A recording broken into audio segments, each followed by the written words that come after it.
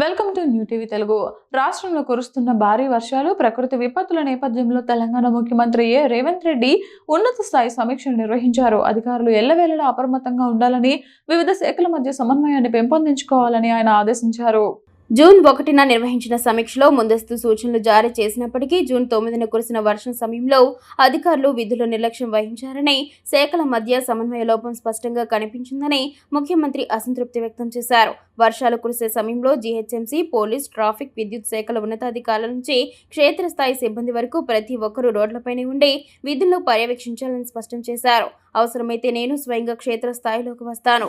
Traffic సమస్యలు లేదా వరదల పట్ల నిర్లక్ష్యంగా వ్యవహరిస్తే సహించేది లేదని, అటువంటి వారిపై కఠిన చర్యలు తీసుకుంటామని ఆయన హెచ్చరించారు. ట్రాఫిక్ విభాగంలో ఉన్న ఖాళీలను తక్షణమే భర్తీ చేయాలని అధికారులను ఆదేశించారు. రాబోయే రోజుల్లో రాష్ట్ర వ్యాప్తంగా భారీ వర్షాలు కురిసే అవకాశం ఉందని వాతావరణ శాఖ హెచ్చరికలు జారీ చేసిన నేపథ్యంలో ఈ సమీక్ష సమావేశం అత్యంత ప్రాధాన్యత సంతరించుకుంది.